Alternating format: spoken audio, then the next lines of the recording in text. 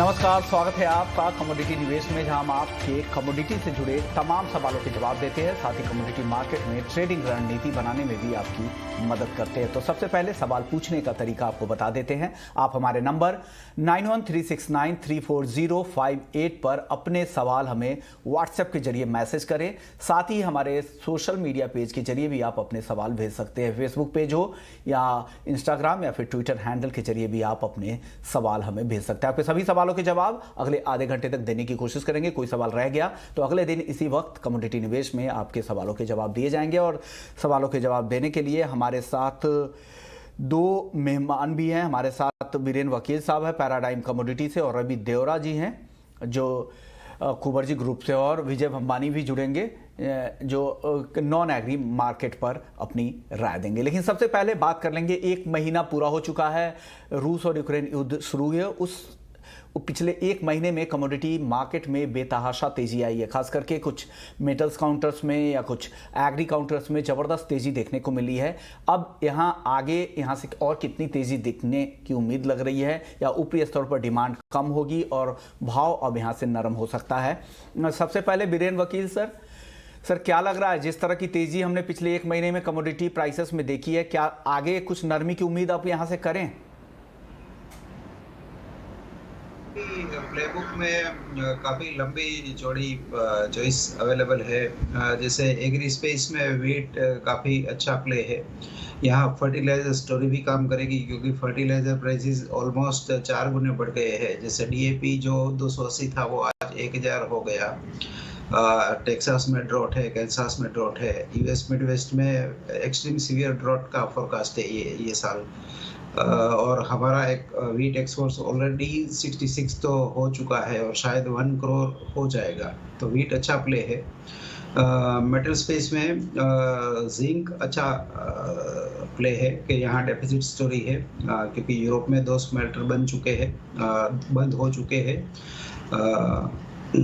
Aluminium भी recently जो Australia ने एल्यूमिनियम पे बैन कर दिया रशिया को देने में, वहाँ भी डिसरप्शन आया है, तो वो भी एक बाई साइड लॉन्ग साइड का प्ले है। किसी को अगर थोड़ा शॉर्ट साइड का अगर बायस है तो lead is short side play, क्योंकि काफ़ी डल है और ये एक ही काउंटर ऐसा है कि जो बुल मार्केट में पार्टिसिपेट नहीं कर पाया है। एनर्जी और गैस में बाइपोलर मार्केट जिसको हम कहेंगे, तो दोनों साइड की उठापटक देखेंगे। और निकल पर्टिकुलर ऐसा है कि जिसको मैं अवॉइड करना मानता हूँ, क्योंकि कल पहले 3-4 लगातार लोअर सर्किट लगी, फिर 2 दिन से 15% अपर सर्किट है। मुझे कहीं ऐसा डाउट है शायद कि ये एलएमए में लंबे समय तक शायद बैन हो जाएगा। तो इससे मैं अवॉइड करूँगा, क्योंकि लास्ट में 30 साल पहले ऐसा मैंने देखा था 1985 में टीन कॉन्ट्रैक्ट जब 6 साल के लिए डिलिस्ट हो गया था, कुछ ऐसा ही सिनेरियो डेवलप हो चुका है। तो ये व्यू है ओवरऑल कमोडिटी मार्केट पे। विजय जी, अब आपसे मेरा सवाल ये होगा कि क्रूड जिस तरह की रैली लगातार दिखा रहा है, क्या आपको लग रहा है इन लेवल्स पे सस्टेन करेगा, या आपको लग रहा है कि और भी स्ट्रीम बाकी है, आने वाले समय में $150 के लेवल्स भी दिख सकते हैं? एक मीडियम टर्म के लिहाज से क्रूड मार्केट को लेकर आपका व्यू? पहले तो शुक्रिया मुझे अपने शो में शामिल करने के लिए। आपके सभी दर्शकों को मेरा नमस्कार। और जहां तक रुझान की बात करें, तो कच्चा तेल जो है, और मैं बात करूंगा WTI वेस्टर्न टेक्सास इंटरमीडिएट, क्योंकि भारत जो है वो WTI क्रूड इंपोर्ट करता है और ब्रेंट जो है हमारे यहाँ नहीं आता है। तो बहुत ही छोटे अवधि की बात करें अगर, तो $111 पे इसे सपोर्ट है, और ऊपर में आप देखेंगे एक रेजिस्टेंस बनता है, यानी दबाव ऊपरी ओर से बनेगा $117-17.5 के आसपास। अगर MCX में रुपए में इसको हांकें, तो सपोर्ट जो है बहुत छोटे अवधि के लिए 8,450 पर है। जब तक ये सपोर्ट टूटता नहीं है और क्रूड 9,075 के ऊपर चलना शुरू कर दे, तो हो सकता है $4-5 की और इसमें चाल आ जाए, यानी 250 से 300 रुपए आप जो मीडियम अवधि की बात कर रहे हैं, हो सकता है आने वाले 2 या 3 सप्ताह में बहुत कुछ दारोमदार करेगा। पूर्वी यूरोप में लड़ाई जो है किस तरह से रुख बदलती है, लेकिन जहां तक दिख रहा है फिलहाल, मुझे लगता नहीं है कि दोनों गुट जो हैं वो शांति प्रस्ताव पे बहुत जल्दी कोई बड़ा कदम उठाने वाले हैं। इसलिए रुझान तेल में ऊपरी ओर ही है। ये भय के कारण खरीदारी हो रही है। मार्केट्स को ये लगता है कि सप्लाई में कुछ कमी हो सकती है, इसकी वजह से निचले स्तरों पर बाइंग आ रही है। ओके। और इस बीच ये भी खबर आ रही है कि नाटो जो भी यूएस के जो नाटो के जो अलाइज है उसके साथ बाइडेन की बैठक हो रही है, और उस बैठक में अब इस बात के भी संकेत मिल रहे हैं कि रूस पर और ज़्यादा सख्त पाबंदी लगाई जा सकती है। ऐसे में इसका कितना असर क्रूड और नेचुरल गैस पर होगा? रवि जी, आपका अनुमान क्या है? जरूर से इसका असर हमने आज सुबह देखे तो प्राइसेस थोड़े डाउन थे, बट जैसे ही ये न्यूज एंड जैसे मीटिंग नजदीक आई, तुरंत ही प्राइसेस में एक अच्छा एप्रिसिएशन देखने को मिला। अभी मार्केट को होप है कि शायद जर्मनी के अलावा कोई मेंबर से जो इंडिविजुअली मान जाए कि एनर्जी के सैंक्शन लगाए। पूरा यूरोजोन एक साथ शायद ना लगाए, बट कोई इतना ज्यादा डिपेंडेंस ना हो ऐसे नेशन है वो शायद इसके लिए सोच सकते हैं। तो मार्केट को अभी फियर है कि जो बिडेन एंड जो यूरोप के उसके साथ और नाटो के साथ एक साथ आज बैठक है, इसमें शायद इसका कोई डिसीजन आए या कुछ हार्श डिसीजन आए तो इसके ऊपर एक थोड़ा नेगेटिव फैक्टर हो सकता है। अभी ऑलरेडी रशिया ने इसके ऊपर रिएक्ट कर दिया कि जिसको भी अगर सप्लाई चाहिए और जो अनफ्रेंडली नेशन है वो लोग को रूबल में ही पेमेंट करना होगा। तो आई थिंक थोड़ा सप्लाई का डिस्टर्बेंस है। पहले हमने लास्ट टाइम पे बात की, जब से ये क्रूड के प्राइसेस $30 के ऊपर से 100 के करीब पहुंचे, तब तक कुछ ना कुछ ऐसा डेवलपमेंट हुआ है कि जब जब प्राइस में प्रॉफिट बुकिंग आया है उसके तुरंत बाद कुछ ऐसा इवेंट हुआ है जिससे प्राइसेस को एक सपोर्ट मिल गया। थोड़े कूल हुए थे प्राइसेस, बट सुबह में जो पाइपलाइन के न्यूज आए कजाकिस्तान वाले, वो भी उसको फेवर कर गए। तो आई थिंक कोई ना कोई न्यूज के हिसाब से प्राइसेस है वो अपवर्ड मोमेंटम में है। हालांकि अभी आगे का outlook crude and natural gas दोनों का ये मीटिंग में, आज शाम वाली मीटिंग में क्या आउटकम आता है, क्या सैंक्शन है एंड कौन कौन नेशन एग्री होते हैं या कोई नेशन यूरोप का एनर्जी सैंक्शन पे एग्री नहीं होता, इसके ऊपर काफी दारोमदार होगा।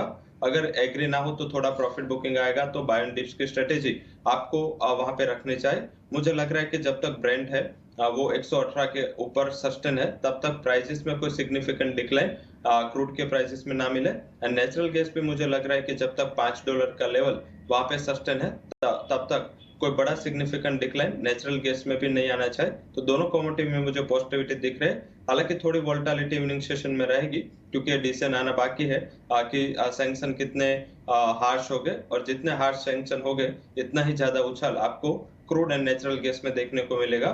तो एक स्टॉप लॉस के साथ ट्रेड करें, बट बाय एंड डिप्स का स्ट्रेटेजी रखें। स्ट्रेटजी के साथ आपको यहाँ पर काम करने की सलाह दे रहे हैं। चलिए अब कुछ सवाल जवाब का सिलसिला शुरू कर लेते हैं। हमारे साथ पहले कॉलर भी आ गए हैं। हमारे साथ पहले कॉलर हैं महेश है हैदराबाद से। गोल्ड प्राइस का आउटलुक चाह रहे हैं। विजय जी क्या सलाह देंगे गोल्ड पर इनको? महेश जी नमस्कार। मैं ये समझ नहीं पाया कि आपका जो समय सीमा है आपकी, वो छोटे अवधि की है या मध्यम से लंबी अवधि की है। तो चलिए मैं दोनों ही पहलुओं का जवाब आपको दे देता हूं। छोटे अवधि में अगर आप देखें तो 51,580 के आसपास एक सपोर्ट है, थोड़ा बहुत ऊपर या नीचे। जब तक इस स्तर के नीचे सोना नहीं गिरता है और 52,075 या 52,080 के ऊपर जाता है, तो इसमें नई तेजी आने की संभावना है। ये हो गया छोटे अवधि का एक रुझान। अगर आप मध्यम से लंबे अवधि की बात करें तो 8 नवंबर सन 2022 में अमेरिका में मिड टर्म इलेक्शन है। जब तक ये इलेक्शन हो नहीं जाते तब तक अमेरिका का ये प्रयत्न रहेगा कि गोल्ड और सिल्वर दोनों, सोने और चांदी को दबा के रखा जाए ताकि यूएस डॉलर को मजबूत रखा जाए। एक बार ये इलेक्शन हो जाए, शायद इस समय तक आने वाले वर्ष में 2023 में आपको सोना और चांदी इस रेट में ना मिले, कहीं ज्यादा ऊपरी रेट में आपको लेना पड़े। तो एक तो इन्फ्लेशन के कारण सोने और चांदी की में बढ़त आएगी, कच्चे तेल में जो बढ़त आई है, खाद्य पदार्थों में जो आने वाली बढ़त आने वाली है दामों में, उसकी वजह से जब जब महंगाई बढ़ती है सोने में अच्छी खासी बढ़त आती है। आपको कम से कम 20% अपना जो कैपिटल है, जो पूंजी है, वो सोने और चांदी में लगा के रखनी चाहिए। ओके, यानी अपना 20% हिस्सा पोर्टफोलियो का आप गोल्ड के लिए एलोकेट कर सकते हैं, क्योंकि जिस तरह से लंबी अवधि में अभी भी व्यू यहाँ पर पॉजिटिव है और अच्छे रिटर्न की उम्मीद कर रहे हैं। चलिए अब अगले दर्शक तसारे हैं अमरावती महाराष्ट्र से। सोयाबीन का भाव कब तक बढ़ेगा? सोयाबीन पर बीरेन सर आपका व्यू? सोयाबीन ग्लोबल मार्केट में काफी तेज है, ऑल टाइम हाई है वैसे 1780। यहाँ तो फ्यूचर बंद है इसलिए प्राइस ओपेसिटी है, क्योंकि प्राइस डिस्कवरी का कोई टूल नहीं है कॉमन, घर घर के भाव ऐसा आप बोल सकते हो। यहाँ इंडियन टर्म्स में मेरे हिसाब से लोकेशन बेसिस के हिसाब से 78 से 8000 के बीच का प्राइस अभी है। चलिए अगले दर्शक अशोक है अमरावती से। कॉटन केक क्या 3500 रुपए तक जा सकता है? रवि जी क्या सलाह देंगे इनको कॉटन केक पर? जरूर लग रहा है कि ये तेजी वहां बरकरार रहेगी। पर्टिकुलर पूरा कॉटन कॉम्प्लेक्स है वो लाइमलाइट में है। इंटरनेशनल प्राइसेस भी 130 के ऊपर चल रहे हैं, तो लग रहा है कि एक अंडर परफॉर्मेंस का जो टैग है कॉटन सीड ऑयल केक का पूरे पैक में, तो शायद आपको और तेजी मिले। हालांकि ये तेजी लिमिटेड रहेगी 3480 3500 के अगर आपका short to medium term outlook है। अगर स्ट्रेटेजी वाइज आपको जाना है, अगर आपने नई पोजीशन नहीं बनाई तो मुझे लग रहा है कि अभी नई पोजीशन के लिए 3200 एक बेस्ट एंट्री लेवल है, वहां पे आप अप्रैल कॉन्ट्रैक्ट बाय कर सकते हैं। स्टॉप लॉस आप 3120 का लगाए और टारगेट 3480 का शॉर्ट टर्म में मैं एक्सपेक्ट कर रहा हूँ, तो वहां तक रुके। बट यस, वहां पे एक बार 3500 के जितने करीब मिले एक बार मुनाफा वसूली कर लेनी चाहिए। बट लग रहा है कि जो तेजी अगर 130 सेंट के पास कॉटन रहा तो प्राइसेस आपको जरूर दिख जाएंगे 3500। ओके, यानी 3480 तक का टारगेट रवि जी को कॉटन केक में दिख रहा है। चलिए अगले दर्शक है महेश गुप्ता है बाराबंकी से। मेंथा अप्रैल वायदा कहां तक जा सकता है? बीरेन जी क्या सलाह देंगे मेंथा पर? एग्री प्राइसेस में अभी काफी लिमिटेड चॉइस है, तो वापस हॉट मनी इसमें आया है। मुझे ऐसा लग रहा है कि शायद ये 1070-80 तक जाना चाहिए। फिलहाल इसका जो लॉन्ग टर्म सपोर्ट है काफी स्ट्रॉन्ग सपोर्ट और 970-980 है। तो ये भी हुए मेंथा को लेकर। राकेश सिंगल है मेरठ से, ये जानना चाह रहा है कि कॉटन में कब तक मंदी शुरू होगी? बीरेन जी क्या सलाह देंगे, कब तक शुरू होगी ये मंदी? अभी फिलहाल काफी अच्छी है इसकी और ग्लोबल मार्केट भी काफी तेज है। इसमें प्राइस कोलैप्स तो आएगा बट बहुत लंबा वेट करना पड़ेगा। कम से कम जून तक तो मार्केट तेज लग रहा है। ओके, जून तक मार्केट तेज लग रहा है बीरेन जी को। क्रिश हैं दिल्ली से, अगले कॉलर है। कॉपर पर राय इनको चाहिए। विजय जी कॉपर पर इनको क्या राय देंगे? ये कारोबारी है, हाजिर में इनका कारोबार है, क्या सलाह देंगे कॉपर में? देखिए, कॉपर जो है ये अन्य धातुओं की तरह काफी उठक पटक, इसमें उतार चढ़ाव ज्यादा हो गया है।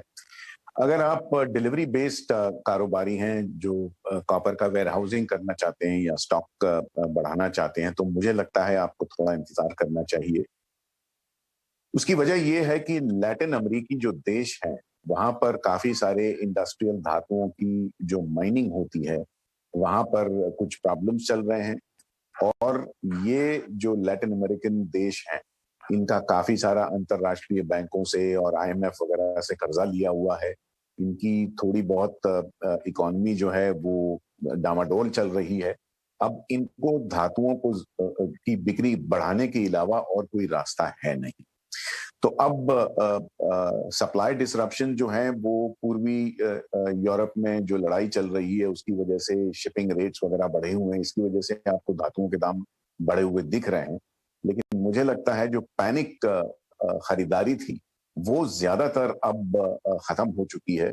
अब अगर बढ़त भी आती है तो धीमी आएगी, और अंतरराष्ट्रीय बाजारों में आप देखें अगर ब्याज की दर US फेडरल रिजर्व बढ़ाता है तो सबसे पहले इंडस्ट्रियल धातुओं में गिरावट आने की संभावना है, जिसे इकोनॉमिस्ट प्रोसिक्लिकलिटी कहते हैं।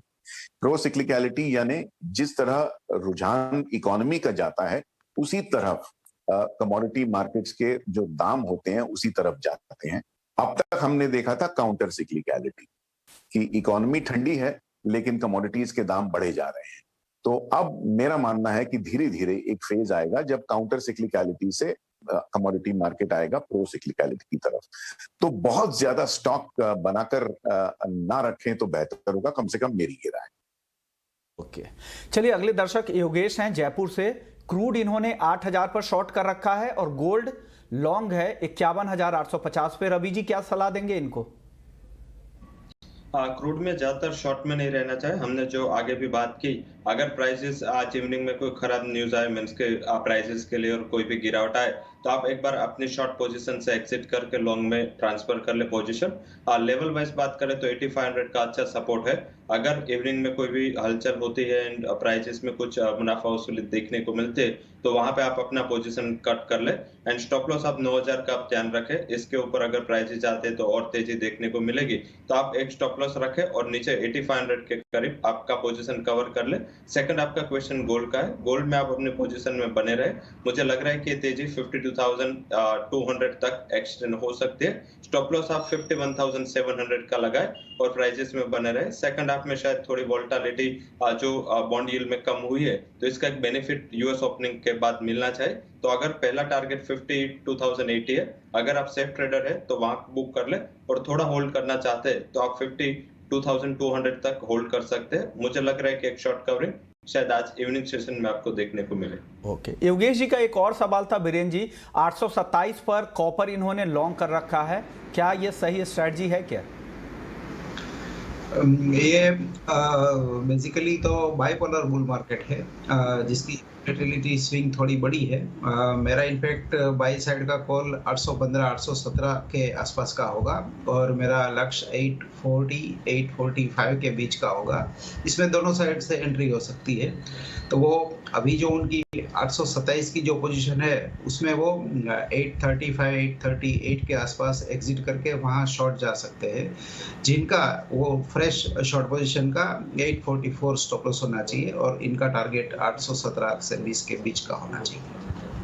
दर्शक पवन है हिसार से, कॉटन केक का लक्ष्य जानना चाह रहे हैं। बीरेन जी क्या सलाह देंगे, कॉटन केक का टारगेट क्या है आपका? बेसिकली इसमें कैश एंड कैरी मॉडल का है, यानी कॉटन केक लेके आप सेल करो तो करीबन 15% का आर्बिट्रेज बैठ जाता है। तो मैं इसमें प्लेन बाय एंड सेल के बदले आर्बिट्रेज ज्यादा प्रेफर करता हूँ। अगले दर्शक ओम प्रकाश है राजस्थान से, सरसों का आगे का भाव जानना चाह रहे हैं। रवि जी सरसों का क्या आउटलुक है आगे? सेम सोयाबीन की तरह ये कॉन्ट्रैक्ट अभी अवेलेबल नहीं है तो प्राइसेस जैसे बीरेन जी ने बताया प्राइसेस काफी डिफर कर रहे हैं। बट आउटलुक वाइज बात करें तो जब तक एडिबल ऑयल में कोई बड़ी गिरावट नहीं आती तब तक मुझे लग रहा है कि प्राइसेस यहाँ सस्टेन होने चाहिए। जैसे ही एडिबल ऑयल में थोड़ा प्रॉफिट बुकिंग चालू होगा, क्रूड में थोड़ा प्रॉफिट बुकिंग आएगा, उसके बाद ही आप बड़ी गिरावट एक्सपेक्ट कर सकते हैं। क्योंकि जो नेक्स्ट जो ऑयल क्राइसिस है, क्योंकि अभी तक कंपनी जो इंडियन कंपनीज है उसकी 40 से 60 दिन की इन्वेंट्रीज थी सनफ्लावर ऑयल की, वो अभी धीरे धीरे लास्ट एंड पे आ रही है। तो मुझे लग रहा है कि अब बेचना नहीं चाहिए। यहाँ से 200-300 पॉइंट का और आपको इजाफा देखने को मिलेगा स्पॉट मार्केट में। सारे edible oil and oil seed complex में अभी तेजी शॉर्ट टर्म में मैं एक्सपेक्ट कर रहा हूँ। बट अप्रैल एंड के पहले आप अगर आप फिजिकल व्यापारी हो तो अप्रैल एंड के पहले आप इसके अनवाइंडिंग के लिए सोच सकते हैं या सेलिंग के लिए सोच सकते हैं। उसके बाद मैं एक्सपेक्ट कर रहा हूँ कि मई ऑनवर्ड्स प्राइसेस में बड़ी मुनाफा वसूली सारे edible oil and oil seed में आएगी। तो उसके पहले आपको निकलना है। बट अभी होल्ड करें, यहाँ से और 300 पॉइंट मीन्स परसेंटेज वाइज 7 से 8% की और तेजी मस्टर्ड सीड में देखने को मिल सकती है। चलिए अगले दर्शक है सुब्रता सिन्हा है, मौजूदा भाव पर कॉटन की खरीदारी सही होगी बीरेन जी? अगर एग्रेसिव ट्रेडर है तो सही होगी। 40-50 40-600 के आसपास का अप्रैल कॉन्ट्रैक्ट बाई कर सकते हैं जिनका स्टॉप लॉस 39,900 होना चाहिए। टारगेट करीबन 41,500 से 42,200 तक का और इसकी समय अवधि करीबन 8 से 10 दिन की रहेगी। दर्शक है अनिल भीलवाड़ा से, चने का अगले 2 महीने में क्या भाव रहेगा बीरेन जी?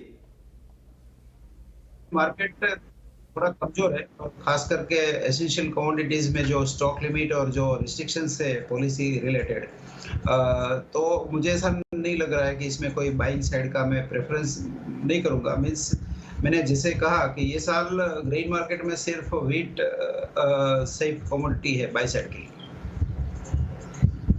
चलिए, आज इतने ही सवालों को शामिल कर पाएंगे। जिन दर्शकों का सवाल रह गया है, कल इसी वक्त आपके सवालों को हम लेने की कोशिश करेंगे। शुक्रिया विजय जी आपका, रवि जी आपका, बीरेन जी आपका, आप लोगों ने वक्त निकाला और आउटलुक तो बताया ही तमाम कमोडिटी मार्केट के, और साथ ही दर्शकों के सवालों के जवाब भी दिए। तो कमोडिटी निवेश में फिलहाल इतना ही, लेकिन आप बने रहिए हमारे साथ। ब्रेक के बाद स्वदेश खबर। नमस्कार।